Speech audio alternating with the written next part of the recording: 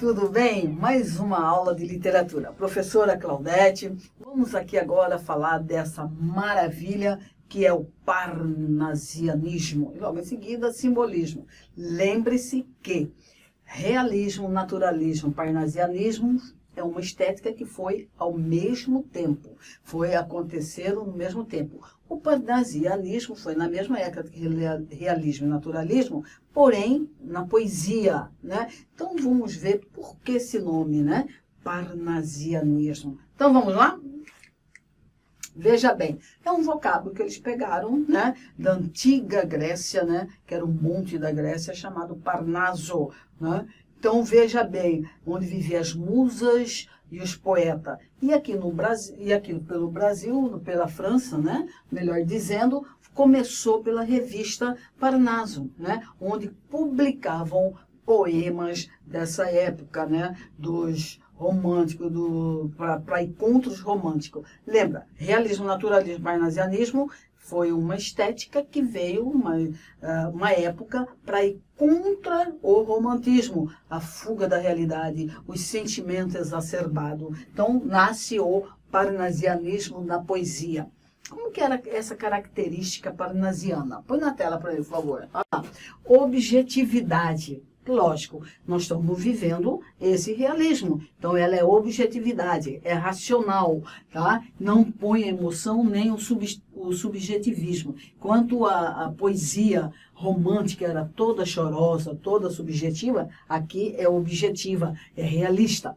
A impessoalidade, lógico, se é objetiva, não pode ser pessoal. Não coloca-se a visão do autor, e sim é vista sem essa interferência emocional. É a abordagem dos temas, o que vai ter voltada para os objetos, tá? Vocabulário rebuscado. Isso sim, ele buscava na linguagem culta o seu parâmetro, né? Essa predominância. Quanto mais culto essa poesia fosse, melhor seria. Era o mais que eles queriam, a forma, a linguagem, essa formalidade. O esquema métrico rígido era todo marcado, né? 12 sílabas poéticas, era soneto, tinha que ser soneto, né? Então, a preocupação com a forma, eles iam buscar essa forma, a estética dessa poesia. Então, para eles, era mais interessante o fazer a poesia. Então, essa estética, né, essa perfeição. Então, eles buscavam a palavra. Que palavra que vai caber aqui? Então, esse jeito de escrever dos parnasianos.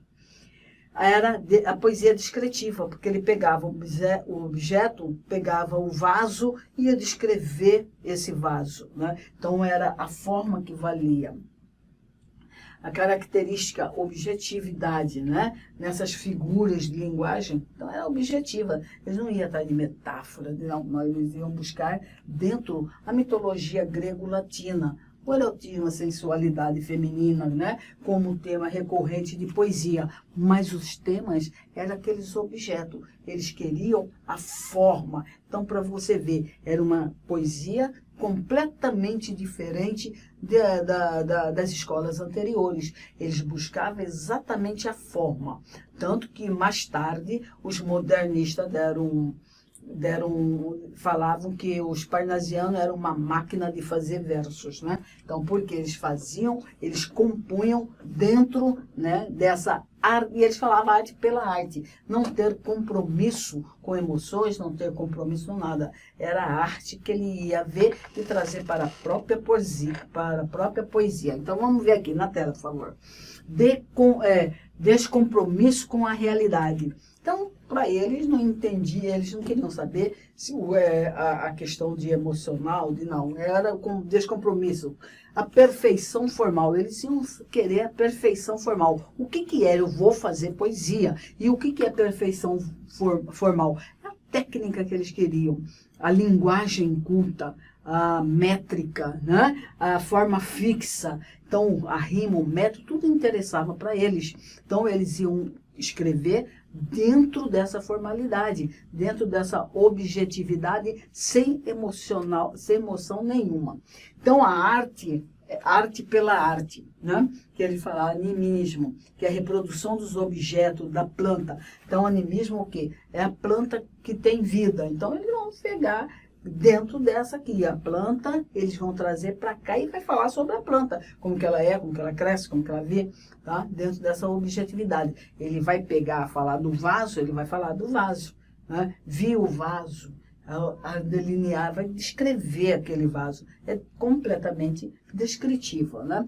E tudo isso aqui é dentro de uma arte acadêmica, né? Dentro desse academicismo, né? As regras acadêmicas, temas, palavra, imitação, mitologia, temas universais. Então, o parnasianismo, ele vai pegar essa formalidade, tá? Então, ele vai pegar essa formalidade e vai descrever o seu objeto, tá? E ele não preocupa muito com a emoção, então ele não tem esse compromisso com isso. É uma poesia parnasiana, é uma poesia que está dentro desses moldes realistas, dentro dessa objetividade. Está aí os responsáveis, né, por essa arte, que é o Raimundo Corrêa, Alberto de Oliveira e Olavo Bilac. Aqui no Brasil, né, todos destacados de uma certa forma, que também Raimundo Corrêa logo foi para o simbolismo, e Olavo Bilac, né, que foi o nosso representante maior dessa tríade, né? Então, veja bem Olavo Bilac. Vamos ler, põe na tela para mim, por favor. Vamos ler um pedaço de Profissão de Fé,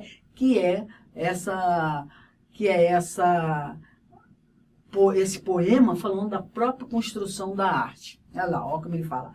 Invejo ourives quando escrevo, imito o amor, com que ele em ouro e alto relevo faz de uma flor. Olha lá, né?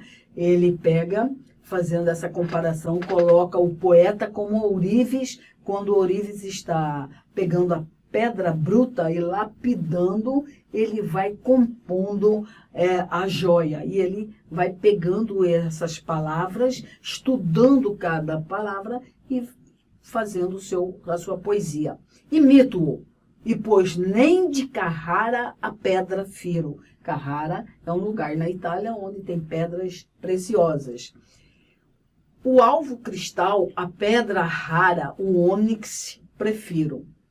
Torce, aprimora, alteia, lima a frase e, enfim, no verso de ouro, engasta a rima como um rubi. Olha que coisa, tá?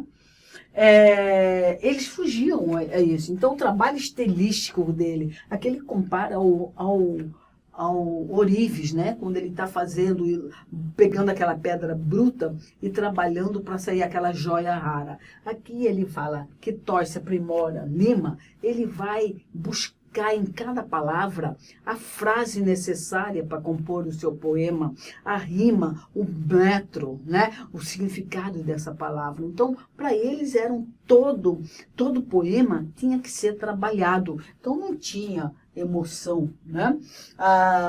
Que era uma marca do romantismo. Porém, aqui, ó, diferindo o pensamento romântico, os poetas parnasianos tinham uma visão pessimista do homem, pois enxergavam preso à matéria e sem meios de se libertar, o que é um pensamento com influência de cientificismo. Então, como eles estão no mesmo caminho do realismo, para eles era a objetividade, era o racional. Então, ele vai buscar essa formalidade, né, dentro dessa objetividade. Então, impessoalidade. Esse é um dos poemas, aí fala que tem um pouco de sentimento, sim, mas esse é um dos poemas mais lindos de Olavo Bilac, né? Via Lacta, ora lá. Ora direis ouvir estrela, certo, perdeste o senso, e eu vos direi, no entanto, que para ouvi-las muitas vezes desperto, e abro a janela pálido de espanto, e conversamos longo tempo, enquanto a Via Láctea, com um pálio aberto, cintila.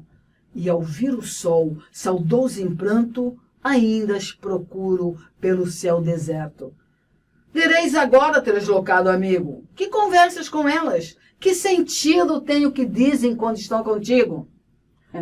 E eu vos direi, amai para entendê-las, pois só quem ama pode ter ouvido capaz de ouvir e de entender estrela. Não é lindo? Maravilhoso. Aí, ó, é um soneto, forma fixa, né? Um poema de forma fixa. E veja bem aqui, ó. Orais, né? Aí, ó, direis ouvir estrelas. Aqui, ó. Então, se você fizer escansão, é um verso decassílabo, né? Ele vai trabalhar em decassílabo e o alexandrino. Por que linguagem coloquial? Que é um tema amoroso, ele vai falar disso, mas não é um amoroso exacerbado. É uma coisa, um sentimento, mas que ele vai estar ali falando sobre isso. E esse aqui, ó, é linguagem coloquial. Ele conversa com o seu interlocutor. Você vê que é simples, mas ele vai conversar com o seu interlocutor. Ele trabalha esse soneto com uma linguagem coloquial. E não é belíssimo? É um dos poemas mais lindos que eu vi dentro desse parnasianismo, né? Então, Olavo Bilac, né, aqui, ó, o brasileiro tinha tido grande influência do parnasianismo francês, né? Brasil versus França. E não é exata reprodução dele, ele apenas tem essa influência. As preocupações com são poéticas parnasianas, né, da palavra, e eles chegavam a isso. Tinha essa influência sim, mas não igual. Foge do sentimentalismo romântico, mas não exclui o subjetivismo. Brasil. Então, vocês acabaram de ver Via Láctea, ele não é subjetivo, não é aquele, mas é o sentimental. É um sentimental, mas racional. Sua preferência dominante é o verso dos alexandrinos.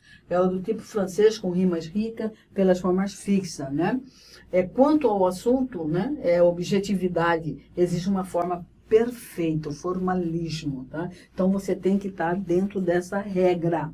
Metro, você fazer soneto. Então, ele se a gente for lá no classicismo, lembrar do classicismo, é um classicismo que volta, mas dentro dessa perfeição, dentro desse realismo, né? Dentro dessa impessoalidade. Então, está aqui, Brasil, a diferença do francês, né? Então, nessa mesma circunstância, nesse mesmo ritmo, chega a escola simbolista. Não, peraí, o parnasianismo, ele já está dentro dessa realidade de pegar essas poesias concretas, chega o simbolismo e fala, não, esquece tudo isso. Vamos botar outra influência, né? Vamos pegar outra coisa, vamos sair dessa coisa muito real, muito tal. Então, como tenha, né, a psicologia também, eles entram lá, negação de valores da burguesia, o homem insensível à realidade subjetiva, né, tudo um simbolismo, denúncia do mal-estar da civilização moderna. Chega, não dá mais não, né? Nega a racionalidade, chega de ser racional, vamos extrapolar um pouco. Vamos colocar música, vamos colocar sugestões nisso daí, deixa as pessoas pensarem nisso, né? Então, o subjetivismo ali é a imaginação, retorna dessa maneira, né?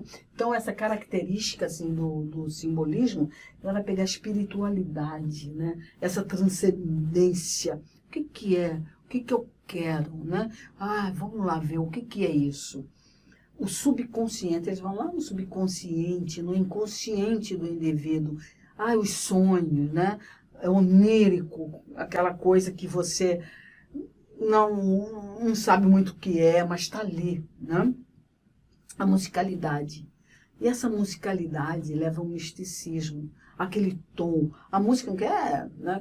Mas a música do poema, a musicalidade que tem o poema, né? Tanto que aqui eles usam muito as figuras de linguagem de aliteração, assonância e os ecos, né? Porque a aliteração são aquelas repetições de consoantes, né? Violões, vozes veladas, veludosas vozes, visões, né? Então, ele vai ter essa literação para dar aquele sentido musical, aquele tom do violão, né? A sonância, a repetição de vogais, né? E o Zeca, repetição de palavras. Então, isso para dar sonoridade, isso para levar a gente ao onírico, levar a gente à transcendência do poema. Né? É muito legal o simbolismo. Missal e broqués, ali, ó, característica da obra, musicalidade, espiritualidade, tema, angústia, dor, sofrimento. A simbologia aqui é branco. Por quê? Cruz e Souza, para falar do simbolismo, eu tinha que falar de Cruz e Souza, né, que foi a expressão máxima daí. Ele põe em antífona, ele coloca toda a sua capacidade. Primeiro, ele sofreu muito preconceito, né? Você sabe que na época do realismo, a época final da escravatura, tinha esses preconceitos, né? Esses racismos. Melodia curta executada, um canto gregoriano, olha só. Ó formas alvas, brancas formas, claras, de luares, de neves, de neblina. Ó formas vagas, fluídas, cristalinas, incenso dos turíbulos das aras. Olha aqui. Tudo que ele coloca aqui, na primeira estrofe, ele coloca as cores claras, a luminosidade, tá? Então, ele vai buscar essa luminosidade.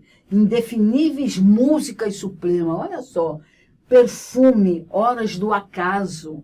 Então, ele vai buscar essa luminosidade. E Cruz e Souza, ele tem muito isso, cores claras, por próprio racismo que ele sofreu. Então, aqui, ó, a sinestesia. Ele vai dando a audição, a música, a cor, a visão, o perfume, o olfato, né? Ele trabalha muito com essa sinestesia para falar desse poema dele, né? Então, aqui está Cruz e Souza, né? Temos também Alfonso de Guimarães, né? Que é a característica da obra, a sensibilidade, ele vai para a espiritualidade, o misticismo, a religiosidade. A morte da mulher amada, ali, ó. A morte da mulher amada representa um tema. Ele era noivo e a noiva morreu. E ele leva isso em todas as poesias dele, né? Hão de chorar por ela os cinâmonos, murchando as flores ao tombar do dia. Dos laranjais hão de cair os pomos, lembrando-se daquele que acolhia. Quando esmalha, que é esse aqui. Quando Ismalha enlouqueceu, pôs-se na torre a sonhar. Viu uma lua no céu, viu uma outra lua no mar. No sonho em que se perdeu, banhou-se todo em luar. Queria subir ao céu, queria descer ao mar. Olha que coisa linda. Isso aí, os devaneios, os sonhos, né? Essas antíteses levam você a esse movimento entre céu e mar, né? Então tá aqui. Pode cair, sim. Simbolismo é bom, bem que cai no Enem. Aí você tem que ter essas características na cabeça lá. Se a cólera que espuma dor, que mora na alma e destrói cada ilusão que nasce, tudo que punge, tudo que devora, o coração no rosto se estremece.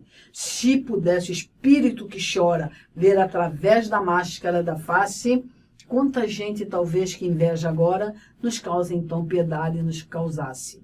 Quanta gente que ri, talvez consigo guarda um atroz recôndito inimigo, com uma invisível chaga cancerosa. Quanta gente que ri talvez existe, cuja aventura única consiste em parecer aos outros venturosa. Olha só, né? A questão da máscara. A resposta aí já vou falar, é a questão A. Por quê? A necessidade de ser socialmente aceito leva o indivíduo a agir de forma dissimulada. É a proposta parnasiana, é a racionalidade, né? Esse julgamento.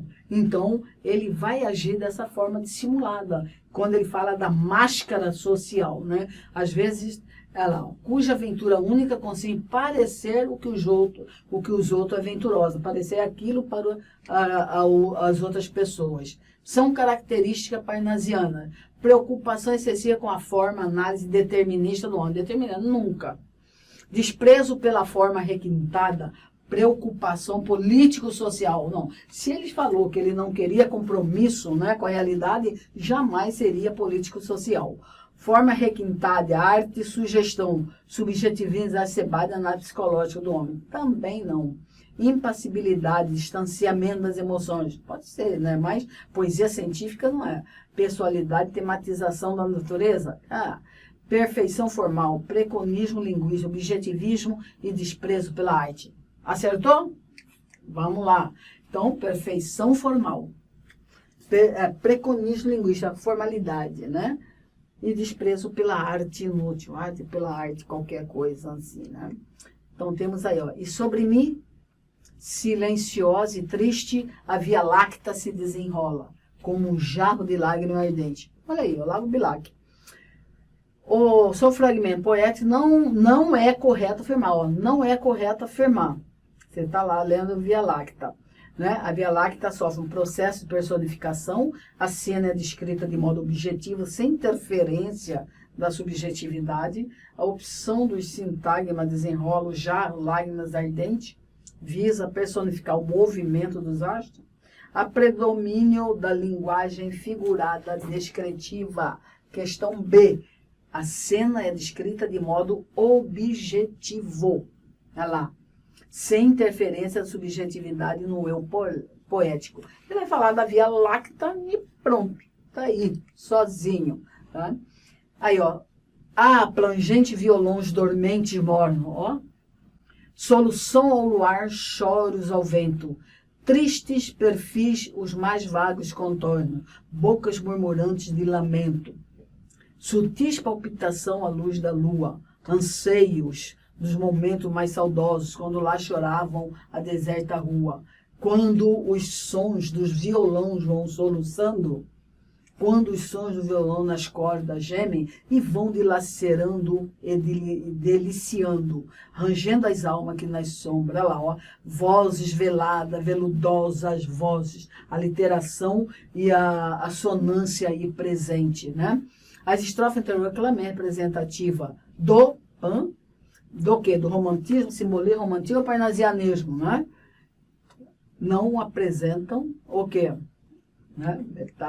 Questão B. Simbolismo, aliterações e assonância, tá? Olha só. Então, tá aí. Gente, dê uma lida, leiam. Se você pega essa característica junto com os textos, vocês vão ver, vocês arrebentam qualquer interpretação. Até mais.